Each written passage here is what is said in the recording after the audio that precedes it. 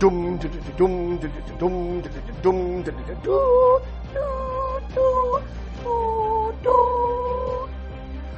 dum. Yes. Yes, I have a cold, so my voice is a little fractured. But I'm still here. I'm still here for A+ Productions. Marvellous Merveilleuse. And this, of course, is Steve Smith's Rambling Reviews. The most rambling of reviews in the world and the known universe. And I'm reviewing WCCW World Class Championship Wrestling from the 21st of April, 1984. Yeah. Was Brezhnev still around then? Or was it Andropov at that time?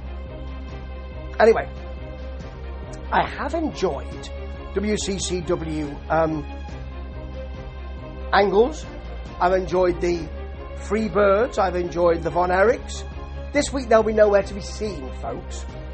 So, although I was kind of thinking, well, it might be good if they didn't concentrate on them so much and rely on them so much.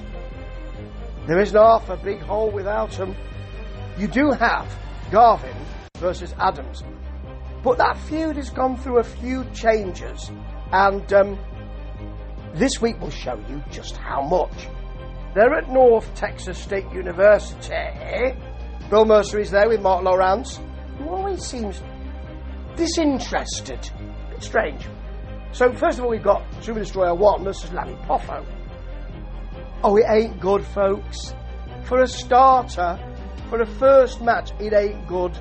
There is a Lanny Poffo arm drag, an arm bar, a slam, all very prosaic, and then a Super Destroyer bear hug. I mean, you can see daylight, really, you know, between the body and the hands. And he does it for ages. Poffo then comes back with some punches.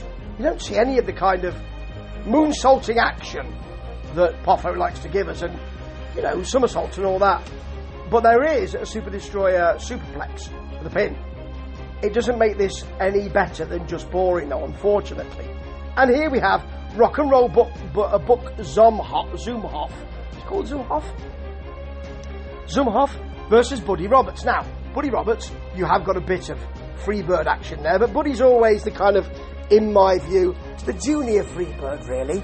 It's mainly Michael P.S. Hayes, backed up by the Enforcer Bam Bam Gordy, and Buddy Roberts was sort of an adjunct. And here, Zumhoff in his rock and roll, you see. I think when he was in AWA, didn't he carry a ghetto blaster to the ring? He's in an Elvis suit. He gets a posting and a slam to Buddy Roberts, and very quickly pins him. And sucks to be Buddy Roberts, because, well, I suppose you can get back to get paid the same, don't you? And I suppose you can get back to the dressing room quickly, but blimey, you might get back to, there might be a table with cold cuts on there. You know, ham and salami, and could be that. He might be eating some prosciutto ham when the next match is on, but I don't know. Or maybe there's some potato salad. I have no idea, but if there is, he'll be first to the table. Anyway, here's the Missing Link versus Jerry Gray. The Missing Link, he said, quaffing a little bit of coffee. A little cold, but I still like it. Still like it. Grind my own beans, you know. Got to be careful of that, says the doctor. But he's giving me some cream. Anyway, the Missing Link was a big attraction, wasn't he, in WCCW? No one had really seen that kind of thing before. But looking back, it becomes boring really quickly. And here, it really is. He takes a walk on the outside, Hey, fellas, takes a walk on the outside. Then he smacks Gray, and he throws him out, gets a second rope headbutt, and another, I think it was a second rope headbutt. I did zone out for the pin. Not really very good. And it's the majority of the 50 minutes or so over by this time.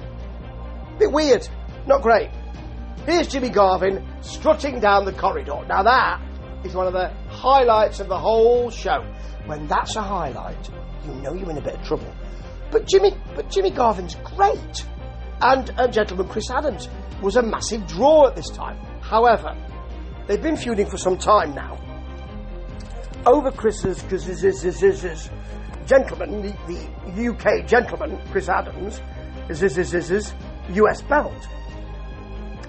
And I think Garvin had it one time, and I think he stole it another time.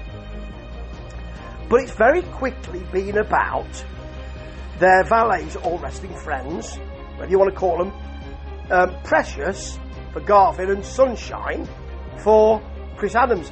The wrestlers themselves, the male wrestlers, Messrs Garvin and Messrs Adams, are a secondary concern. So it started with them in a feud, and now it's the female wrestling friends, if I may use the word female, and I have, who are the most popular here. Odd, isn't it? And WCCW have really leaned into it, and quite right too, because why wouldn't you? So, it's a strange thing that Sunshine and Precious are both wearing almost exactly the same clothes.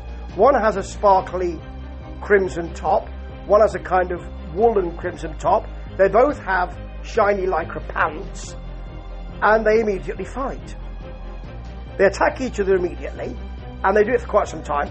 Their male wrestling compatriots, who are dressed also exactly the same, white trunks and white boots. Did the memo not go out? Was it, I know there's that thing of, God, it's terrible when you meet with the same clothing. Terrible. Did the memo not go out, or are they trying to make out that these two people, 4 people in fact, are exactly the same? I don't know, but it's a bit weird. They are then sent to the back by referee David Manning. Remember, your other referee is Bronco Lubitsch. Great name. And we start with the match, which actually is of no real consequence, because early on you've got Jimmy Garvin doing quite a lot of prevarication. He pulled my hair, I'm the real champion, look at my muscles. Actually, he does look quite well cut, Jimmy Garvin here. He's not what I remember, Then he gets a tie up, Adams ties him up, and Garvin bails immediately, then gets in and hits a hammerlock. They're all cinches in a hammerlock. There was a Chris Adams headlock, a hip toss, back to a headlock, sadly. And then Garvin bails again. Then comes in quickly. I think Garvin must have lost I think Adams, should I say, must have lost concentration. Maybe he was thinking about crumpets and tea. We do, in the UK, or maybe what the weather's doing, we do that. Or cricket on the village green. Very nice. And he smacks Adams' head into a turnbuckle, then gets a very low camel clutch. It's almost just, I sit on your back and crank on your head. Not really a camel clutch. I mean, you need some work from your opponent, don't you? You need some help from your opponent to get that in, really. And he's not getting any help from Chris Adams, who is just lying on the mat. So Adams fights out of it, and then we get a tight headlock with Garvin, and he said this several times in this match, he ain't going nowhere. I think he said it 3 times in the match. It's like when you had Action Man and you pulled a string at the back and he said, like secure the perimeter, that kind of thing, Yeah, that's all he said. He ain't going nowhere. So there's a counter suplex from Adams, and suddenly out comes Precious. Of course that brings Sunshine out, and they fight, and you don't really see it. There's a roll-up.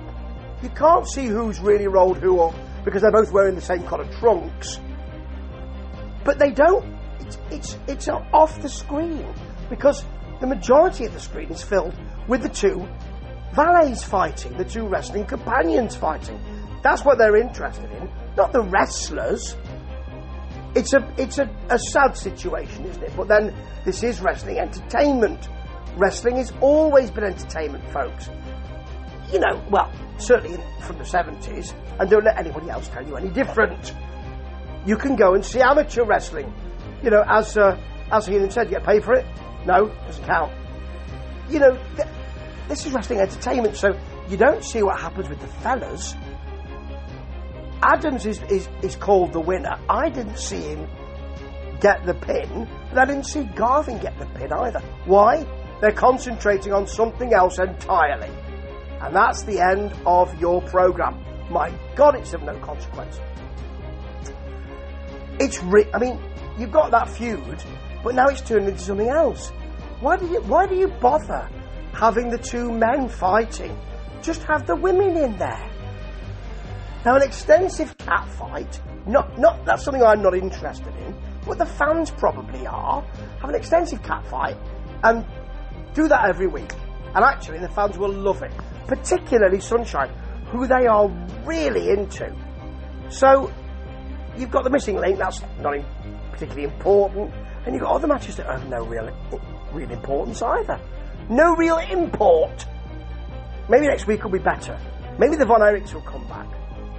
Maybe the Freebirds and Michael P.S. Hayes will be there. My God, I hope so. Ta-ta.